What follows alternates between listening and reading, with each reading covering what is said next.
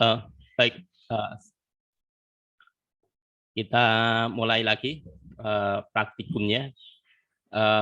Kita sekarang akan membahas tentang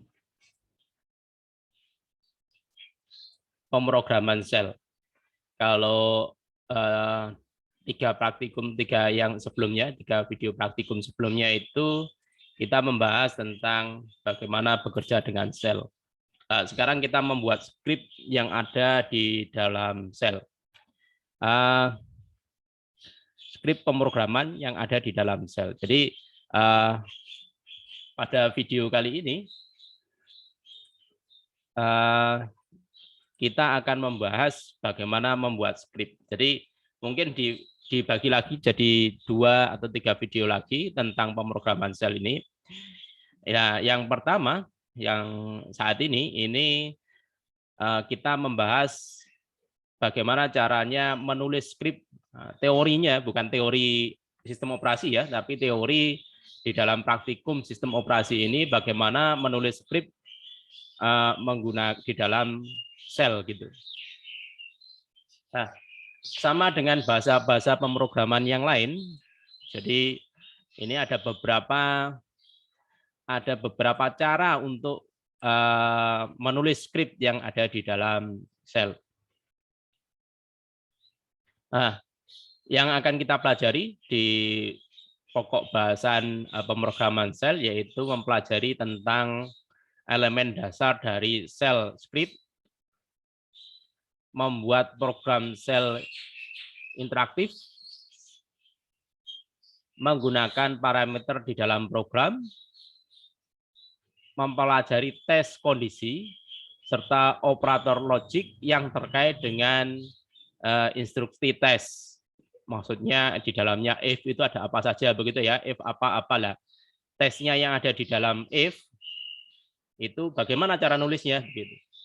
Kemudian mengenai variabel built-in dari sel, membuat aplikasi sel menggunakan if then, lalu cara menulis struktur, case, ya, case, kemudian loop, while, for, do, while, bagaimana cara menulisnya di script, ada sedikit perbedaan. Kalau Anda sudah menguasai satu program, nanti ke yang lain itu tidak ada masalah, sama semua. Cuman nulisnya saja yang beda. Membuat fungsi dan memanggil fungsi tersebut, cara memanggil fungsi tersebut. Itu yang akan kita pelajari di bab praktikum yang ke-6 tentang pemrograman sel.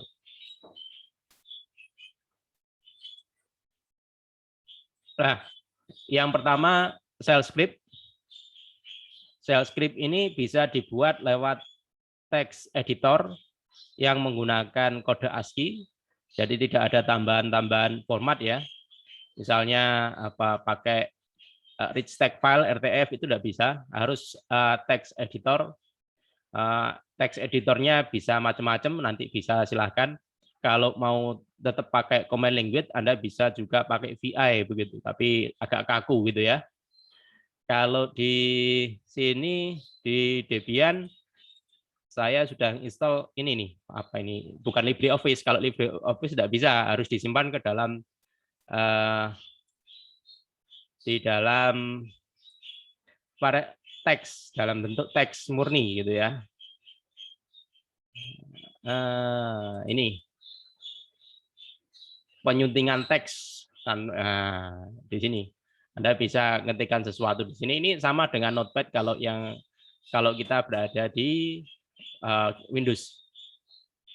Jadi kita bisa nulis nanti lewat text editor ini. Bahasa Indonesianya penyuntingan teks editor gitu ya. Lalu yang pertama yang harus diingat harus dalam bentuk ASCII, kemudian diberi extension .sh untuk menandai bahwa itu adalah script. Lalu diawali dengan tanda crash bin seperti yang sudah kita bahas di sebelumnya kemarin, yang di video sebelumnya. Jadi ada crash, kemudian tanda seru, bin sh, itu artinya nanti dia akan dijalankan dengan bin sh. Kemudian tanda crash lagi, komentar, dokumentasi, dan seterusnya. Ini program shell. Kemudian di sini ada tempat Anda, misalnya identitas Anda yang membuat namanya siapa, begitu. Lalu var1x, var28 ini untuk mendefinisian dari sebuah variabel. Keterangannya bisa dilihat di bawah ini. Satu, yang ini maksudnya satu, halaman 1 ini ada di sini. Kemudian yang 2, ini komentar atau baris, kalau ada crash-nya berarti tidak dieksekusi oleh program, dianggap sebagai dokumentasi dari program. Kemudian yang var ini sama dengan itu assignment, pemberian nilai pada variabel ini. var1 diisi X, var2 diisi 8. Kemudian yang kedua tentang variabel. Ya, ini tadi sudah menyinggung sedikit variabel. Variabel dapat bernilai string. Tanpa penulisan variabel dapat ditulis seperti ini, nama variabel sama dengan isi dari variabel tersebut. Kemudian variabel dimulai dengan alfabet, disusul dengan alfanumerik karakter, jadi tidak boleh diawali dengan angka ya. Ya, tidak boleh diawali dengan angka. Kemudian dia case sensitif. Case sensitif itu membedakan huruf kecil sama huruf besar. Bisa variabel itu berupa karakter semua, bisa, misalnya ini variabel politeknik, misalnya ditulis Poltek, misal. I sama dengan 5. Nah, penulisan variabel itu ada langsung begini, tidak ada spasi. Kalau ada spasi nanti dianggap error begitu ya. Penulisannya harus tanpa spasi. Kemudian tanda dolar itu artinya, kalau kita beri tanda dolar itu artinya kita ingin mengisi, mencetak isi dari variabel tersebut. Contohnya ini Poltek, begitu VPT variabel Poltek diisi Poltek. Kemudian echo kalau tanpa tanda dolar maka yang ditulis adalah VPT. Tapi kalau ada tanda dolarnya, yang muncul itu adalah isi dari variabel VPT. Contoh lain lagi, misalnya gaji, misalnya diisi dengan berapa ini? 450.000. Eko gaji, maka yang ditampilkan isi dari variabel gaji. Eko VPT berarti Eko VPT Poltek gaji. Nah, begitu nanti isinya seperti ini hasilnya. Jadi untuk menampilkan isi pakai tanda dolar. Ini contoh lain lagi, VPT Poltek gitu ya. Kemudian VPT 2 Poltek. Nah, ini diisi bisa juga untuk memberi assignment ini ya.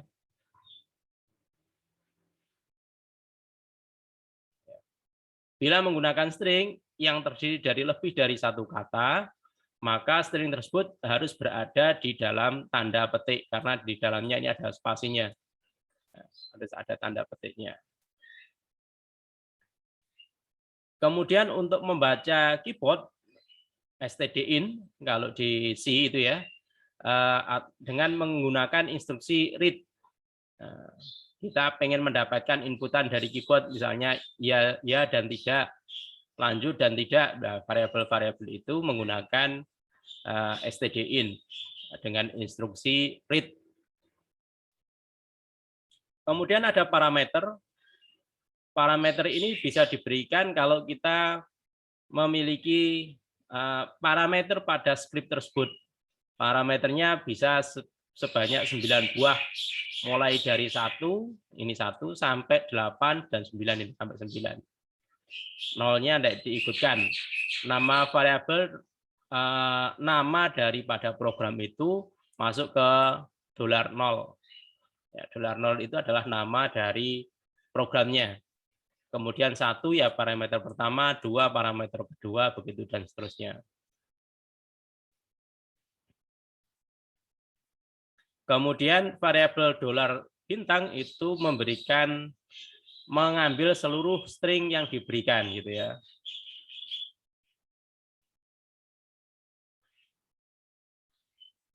Nah, ini ada beberapa. Kalau dolar A mempunyai arti yang sama, dolar-dolar mempunyai arti bahwa proses ID atau PID dari script yang dijalankan. Kemudian ada yang kelima, status exit. Exit ini digunakan kalau kita keluar dari kondisi program gitu ya.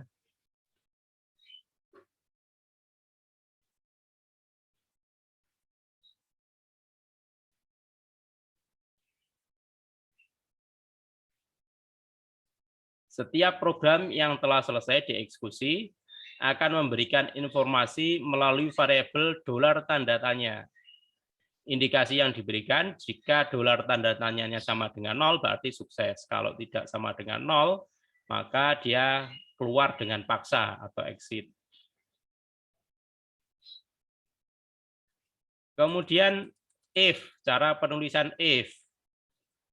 If sama dengan yang lain, if kondisi, then apa yang dikerjakan.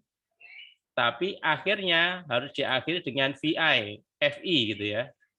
Tulisan if, FI. Tidak ada kurung kurawalnya. Kalau diisi kan ada kurung kurawalnya. Kalau if akan melakukan eksekusi awal dan exit status dari instruksi tersebut akan menjadi kondisi. Bila 0, maka instruksi masuk ke blok then. Bila tidak 0, maka akan masuk diteruskan sampai VI. Artinya begini, kalau yang di sini ini nilainya itu 0, maka dia akan dikerjakan yang ini. Selain 0, maka dia keluar. Ini kalau if kan punya teman ya, bisa dikembangkan menjadi if else. Nah, kalau if else bloknya seperti ini, sama seperti di bahasa pemrograman yang lain, if kemudian kondisi, then kalau kondisinya 0 tadi atau kondisinya benar, ini kalau kondisinya salah, else-nya dikerjakan ketika kondisinya salah atau false. Lalu instruksi tes. Ini instruksi tes ini digunakan untuk mengidentifikasi ini. Mengidentifikasi biasanya di dalam if ini untuk membandingkan. Nah, kalau perbandingannya benar, ini pakai sama dengan, operator sama dengan, string 1 sama dengan string 2 itu artinya sama persis, maka dia bernilai true. Kalau saya masukkan di if, maka dia akan mengerjakan di bagian then-nya. Kalau dia tidak sama persis, maka yang dikerjakan bagian else-nya. Ini untuk sama dengan. Kemudian ada lagi tidak sama dengan, ditulis tanda seru sama dengan. Kemudian minus n itu artinya dia stringnya tidak null. Stringnya ada isinya, bukan string yang kosong. Atau kebalikannya, minus z itu string untuk string zero, ketika dia kosong, tidak pernah ada isinya. Kalau tidak ada isinya, maka misalnya ditaruh di if, dan dia tidak ada isinya, maka ketika tidak ada isinya, masuk ke then. Ini ada juga untuk memeriksa nama file dan directory. Minus F nama file ada dan filenya bisa dijalankan. Exist dan file biasa. Kemudian minus D untuk directory ya, filenya ada dan directory. Minus R itu untuk file yang dapat dibaca. Ini ada macam-macam. Ada minus W, file dapat ditulis. Minus X, execute. Minus S untuk filenya yang tidak kosong. Minus W, filenya bisa ditulis.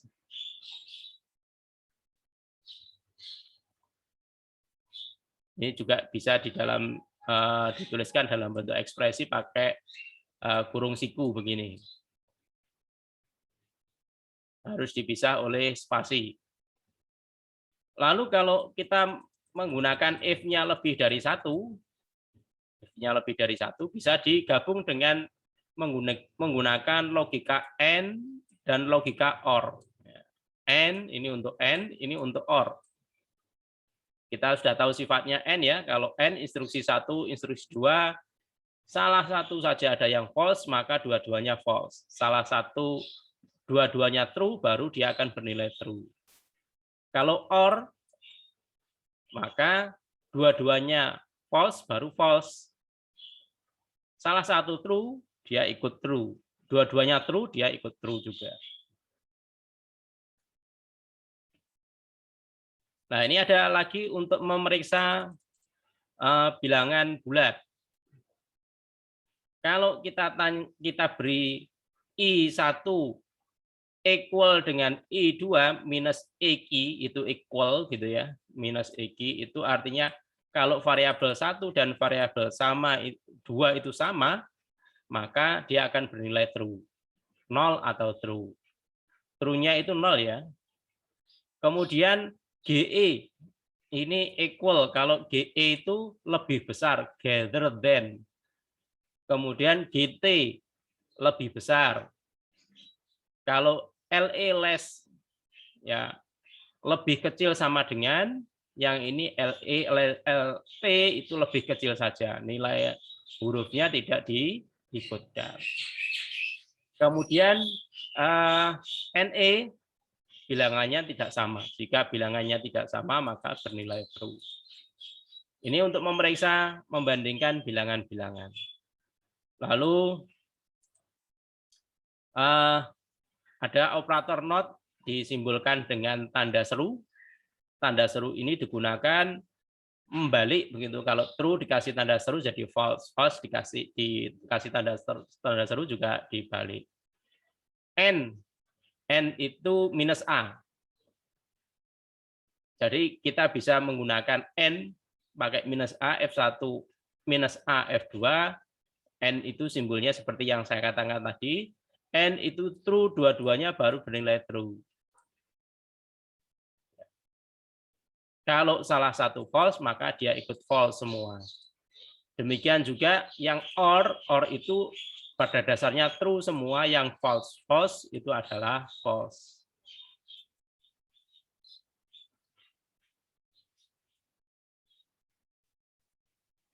Kemudian ini ada konstruksi if, then, if, else, if. Jadi if itu bisa kalau yang tadi yang sederhana, if, then, kemudian VI, selesai.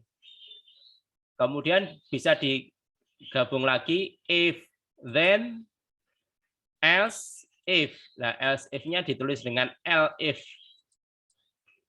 Instruksi, then, kemudian ini else if lagi. Ya, cara menulisnya begitu. Ini kalau misalnya di sini juga boleh ditambahkan elif lagi, seterusnya jadi if-nya bisa jadi banyak. Ya, hitung aritmatika, tipe data dari sel, tipenya string. Makanya kalau A saya isi 5, kemudian variabel A isinya A itu ditambah 1, hasilnya error. Kenapa kok error? Ini karena ini bukan 5 angka, tapi 5 karakter.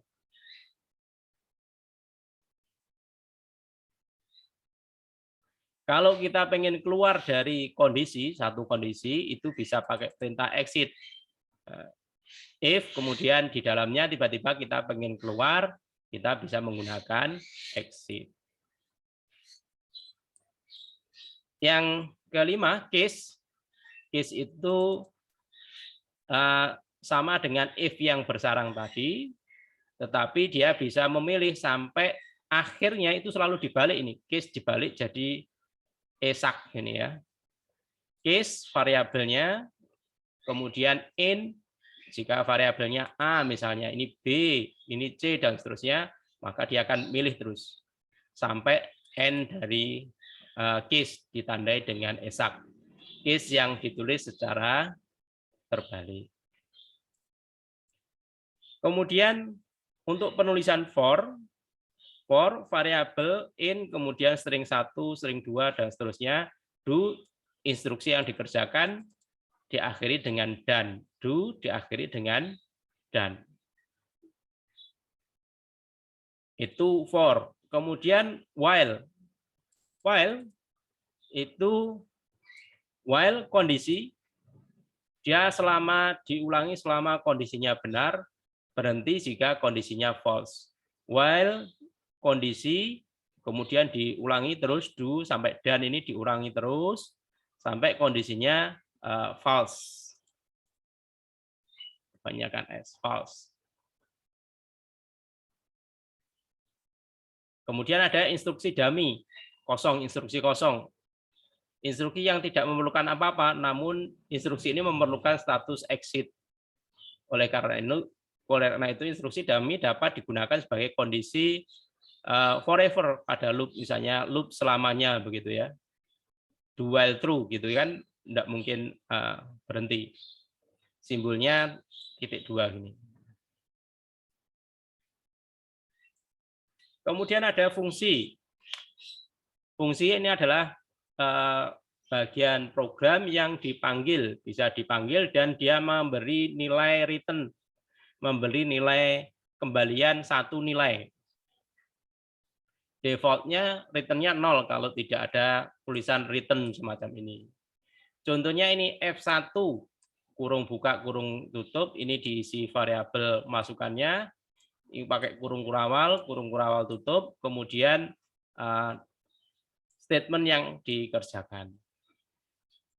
Dia bisa dipanggil dengan menuliskan F1 begitu. Dengan cara kalau kita tuliskan F1 maka dia akan terpanggil dan menjalankan ini.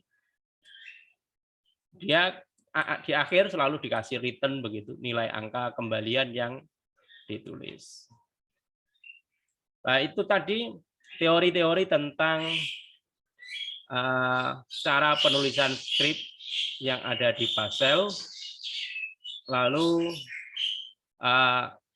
nanti kita lanjutkan lagi membuat script sederhana. Ini sudah percobaannya, sudah ada beberapa percobaan yang bisa kita buat.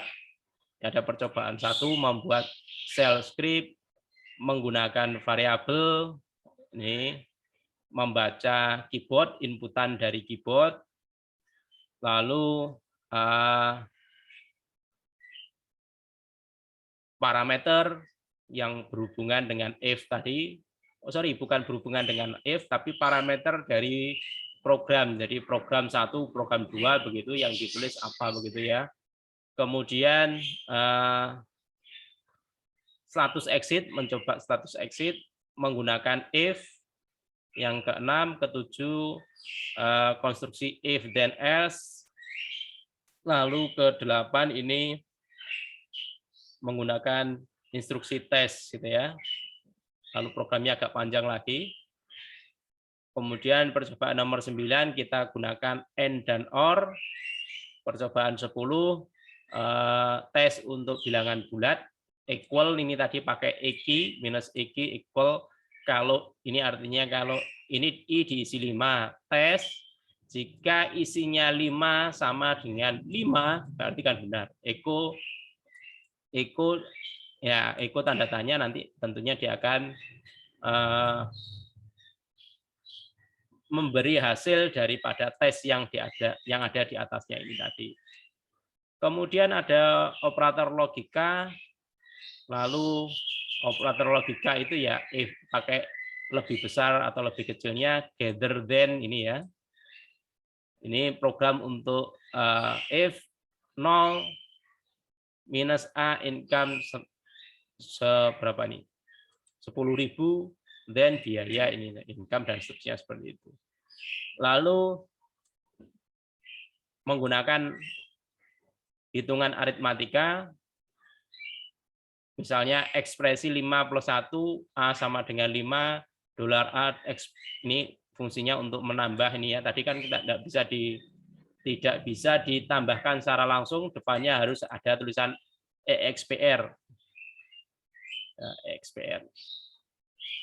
Nah, kemudian mencoba exit, kemudian case exact, mencoba case sama exact, kemudian kita coba pakai looping, do for done, lalu kondisi do while done, dan instruksi dummy. Instruksi dummy. Kemudian kita buat fungsi dan cara memanggilnya. Ini kan kita buat fungsi.sh, kemudian kita coba $vi fungsi.sh. Kalau sudah, kita panggil fungsinya. Ini F1. Ini tadi kan atasnya ini ada F1.